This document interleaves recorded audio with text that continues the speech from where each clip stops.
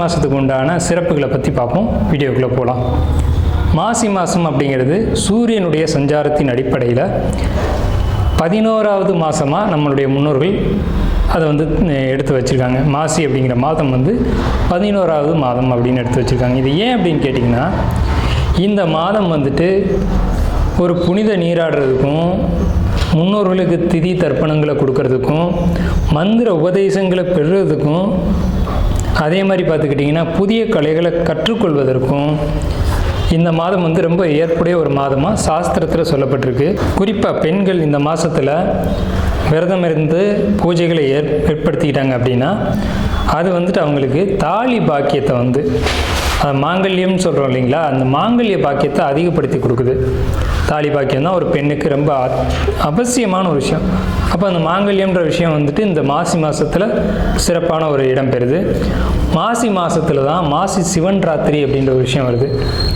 மாசி மாதத்தில் இறை வழிபாடு இல்லாத நாட்களே கிடையாது. எல்லா 30 நாளுமே இறை வழிபாட்டுக்கு உகந்த நாட்கள் தான்.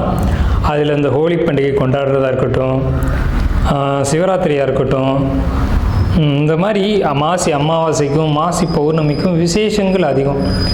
இதில் திருமால் மகாவிஷ்ணுவா அவதாரம் எடுத்த ஒரு மாதம் திருமால் மகாவிஷ்ணுவா அவதாரம் எடுத்த மாதம் மாசி மாதம்தான். இந்த மாசி அமாவாசைக்கும் மாசி பௌர்ணமிக்கும் விசேஷங்கள் அதிகம். மாசி மாதம் வரக்கூடிய மக நட்சத்திரம் தான் மகாமகம் அப்படின்னு நம்மளுடைய சாஸ்திரம் விசேஷமாக அந்த ஒரு 12 வருஷத்துக்கு ஒரு முறை புனித நீராடல் அப்படின்ற ஒரு விஷயத்தை நம்ம மேலே சொன்னோம் இல்லைங்களா, அந்த விஷயத்தை கொண்டு வராங்க. இதில் தாக்ஷாயினி அப்படின்ற அவதாரத்தில் பார்வதி தாயார் அவதரித்த மாதம் இது. சிவன் திருவிளையாடல் செய்ததும் சிவன் அவதாரம் எடுத்ததும் இந்த மாதத்தில் தான். சிவன் தான் தன்னுடைய திருமணத்தை பார்வதி தேவியை திருமணம் செய்து கொண்ட மாதம் இந்த மாசி மாதம். ஸோ இந்த மாதிரி எண்ணற்ற சொல்ல முடியாத ஏகப்பட்ட விசேஷங்களை கொண்ட மாசி மாதம். குறிப்பாக சொல்லணும்னா 12 மாதங்களுக்கும் 12 தனித்துவம் வாய்ந்த சிறப்புகள் உண்டு. இருந்த போதிலும் மாசி மாதத்துக்குன்னு உள்ள சிறப்புகளை நம்ம மேலே பார்த்துட்டோம். உத்திர நட்சத்திரம் மாசி மாதத்துக்கு உண்டான பொதுவான பலன்கள். இப்போ உங்களுக்கு ஒரு 4 பாசிட்டிவான விஷயத்தை சொல்ல வேண்டியது.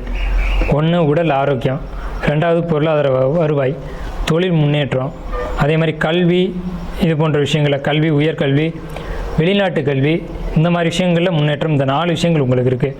உத்திர நட்சத்திரக்காரங்களுக்கு பழைய பிரச்சனைகள் மீண்டும் தொடரும். என்ன பழைய பிரச்சனைனா, ஏற்கனவே ஏதாவது தொந்தரவுகள் இருந்திருக்கும் உடல் ரீதியில், அது மீண்டும் கை வலிக்குது, கால் வலிக்குது, முதுகு வலிக்குது, இப்படின்னு சொல்லக்கூடிய பிரச்சனைகள் மீண்டும் தொடரும்.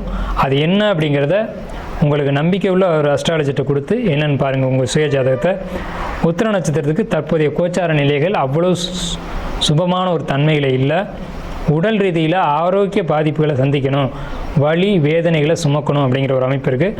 பொருளாதார ரீதியில் பார்க்கும்போது பொருளாதாரம் ஓரளவுக்கு இருக்கும், செலவுகள் அதிகமாக இருக்கும். பொருளாதாரம் இருந்தாலும் செலவுகள் அதிகமாக இருக்கும் அப்படின்ற ஒரு அமைப்பு. எந்த ஒரு விஷயத்துலையும் தயக்கம் இருக்கும்.